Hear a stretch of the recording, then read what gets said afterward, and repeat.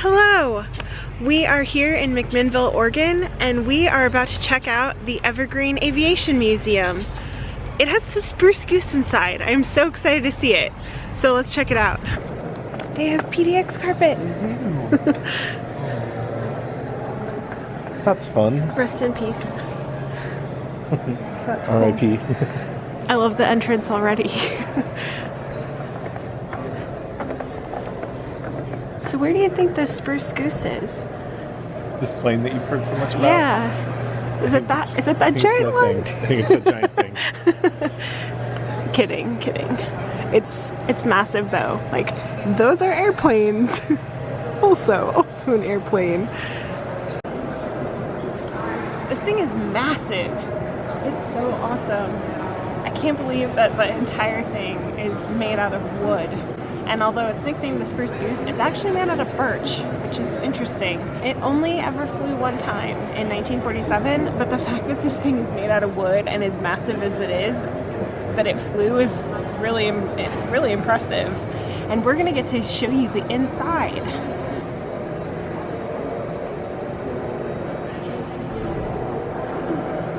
Like, you could fit a bunch of these planes just inside the Spruce Goose. Wow.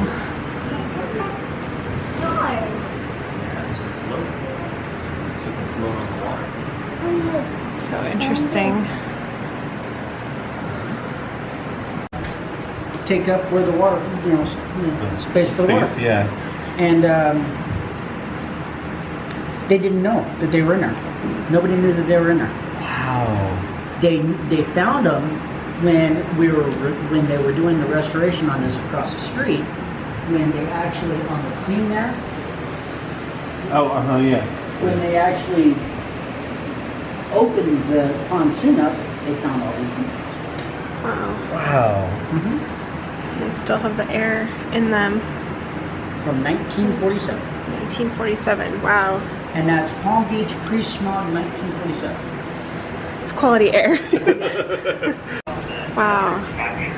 That's incredible. He just told us that that mannequin down there is 6 feet tall. And that this piece right there is the only thing holding the wings together. And since they put it back together, once it got into this building, it's all the parts got in this building, they put it back together. The wings have not gone down an inch since they put it back together. Wow. The wingspan of this thing is wider than a football field. Wow. By 20 feet. Wow. We're just standing in like a little portion of it. They've got the cargo deck that has all the span they can handle.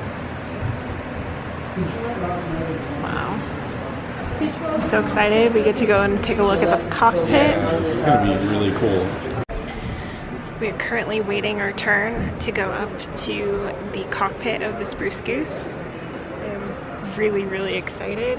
We didn't know that we were going to get to do this today, but the museum graciously is letting us do it. So it's pretty cool. Yeah. Over here you can see some of the wires and hydraulic lining. This plane's 93% wood, except for some of the control surfaces, in terms of the control boards and so the tanks here.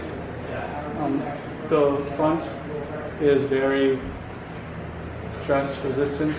The previous group was just telling me that they were engineers as well.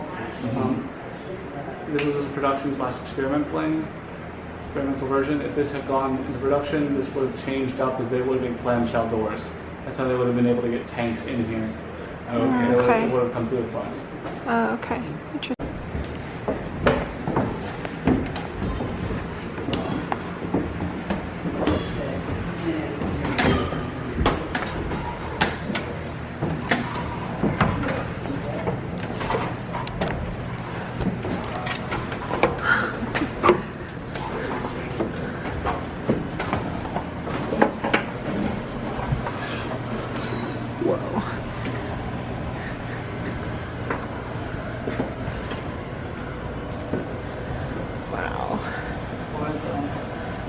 You guys want to start in the front and go back, or start in the back and go front? Whichever way. What would you rather do? Let's start in the front. Okay, cool. So here's the front. So we have flight engineers sitting right here. Checking out the instruments. The windows here were not original, obviously. They were added in by Long Beach because in that case it was the plane was put in the dome. People were not allowed to come in and view the plane as you are now. Oh, okay. So they would come up to some scaffolding, walk up, and take a look in. Oh, okay. So know that the fire extinguishers are not original. The state of Oregon requires us to change them every year, so for safety reasons we change those out. And the AC units to make sure that it stays temperature cool up here for everybody. You can get quite warm on certain days. That's a good thing. We would have had some coffee or tea, whichever one they preferred, right here. That's cool. Oh, cool. They gotta make sure they gotta have this. It would have been a long trip, yeah? Yeah. Radio station over here, or radio operator station with some Morse code. You guys are welcome to go up and take a look at it. Just don't sit on the station. You guys are welcome to come sit in the pilot seats. Okay. Right to your right here, guys. I'm going to see some more flight assistants and engineers set. Wow. They want to check all the gauges and flip switches and stuff. That has so many gauges. The what? The Skyraider in the back? All right. Coming up to the front. Hughes would have sat on the left here. When they flew, there was 3 taxi tests. One at about, it was like slower, like 70 miles an hour. Second was at 90, and the third one was at like 110, 120 miles an hour. On the third one, Hughes was sitting on the left here, and on the right they would have had the hydraulics engineers. I said this was one where it got a lot of new hydraulics, and as you can see, 8 different hydraulics there on the throttles. Oh, okay. One for each engine. Hughes came in and saw 4 throttles, one for every 2 engines, and was like, "Hey guys, rewire this. I want 8." Hughes was a pilot himself, so he got what he wanted because he was a pilot and he helped fund it. So they changed it to 8 throttles, 1 per engine, and then that's what you see there. The front on the window, you can see an angle, some Oh, yeah. angles. The planes to land today, they use a 3-degree angle when they're landing on airstrips, commercial planes at least. So you gotta make sure you're the right angle to make sure you're not turning nose forward and crashing. Yeah. Wow.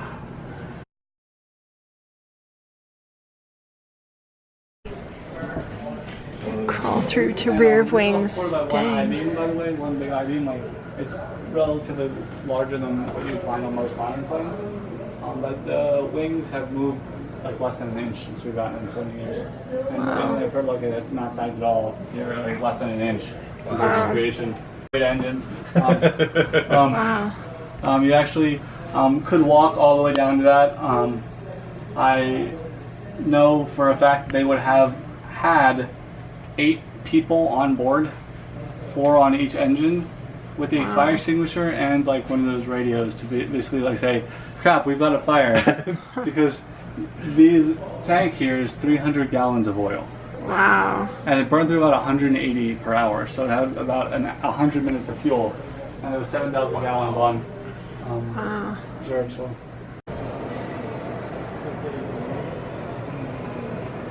Apparently this plane is regarded as the finest British fighter of World War I. It's really pretty. It is very fine. Yeah, look at the propeller and how beautiful it is. It's like the same sort of era as the Red Baron. And here's a replica of the Wright brothers plane. It's pretty cool. You even got a Wright brother up there.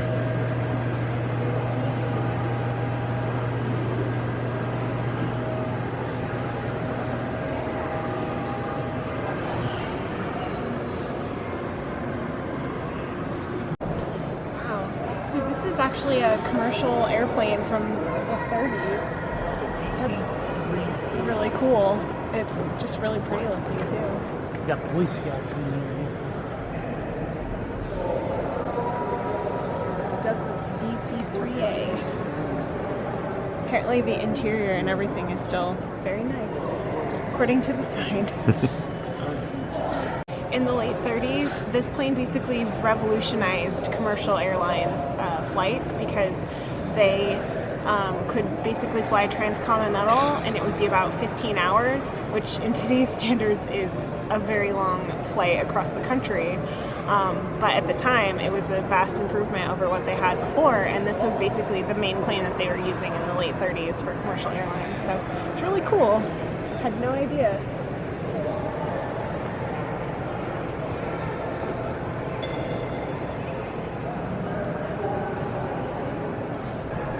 One thing I find really interesting is that all of these other planes, even like the biggest plane in here besides the Spruce Goose, like its wingspan is maybe like a quarter of the total wingspan of the Spruce Goose, which I think to date is still the longest wingspan on a plane. So it's pretty impressive how massive it really is.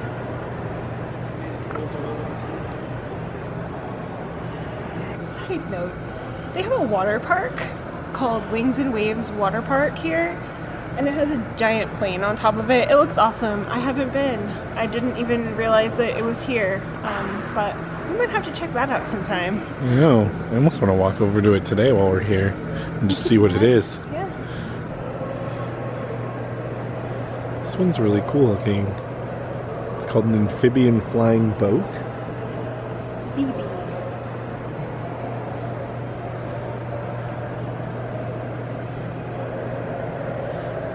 There's a picture of it out on the water.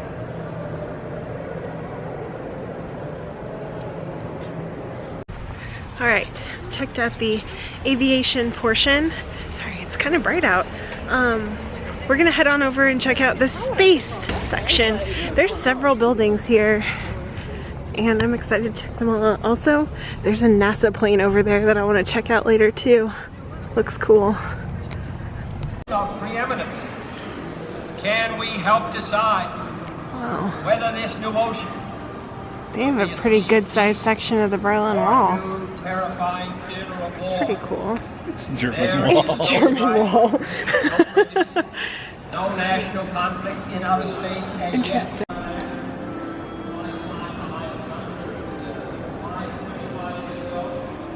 Interesting. This is the nitrogen pressure controller. Cool. Did you just ruin everything for space people? I broke space.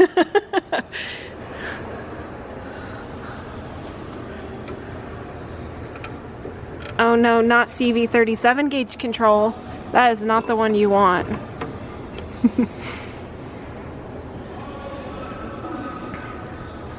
Someone got it open once. Don't break things in space. This is a Skylab airlock module. That is so cool.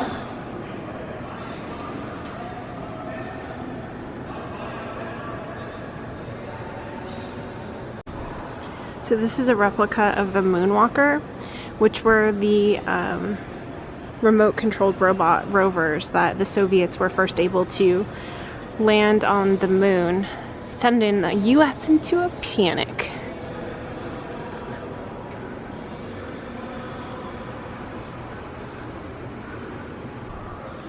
Whoa.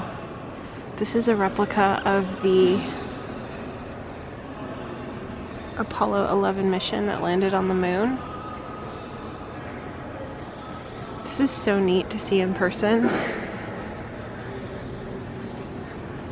I know it's just a replica, but it's pretty incredible. Still pretty cool. Yeah. Like, they took this to the moon. Little white moon buggy in the sand. Actually, Buggy yeah. in your hand. Yeah. This is an actual rocket component of the Saturn V rocket. Wow. It is so neat to see this in person. Part of the rocket guidance system. Wow. It's incredible. I'm digging the color scheme, NASA.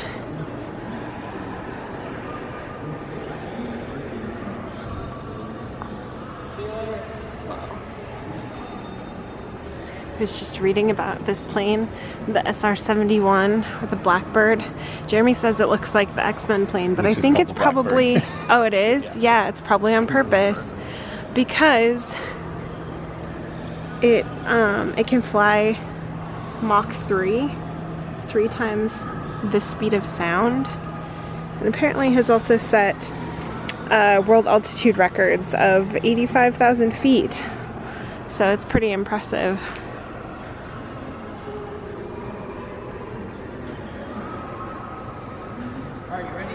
Pretty cool looking too.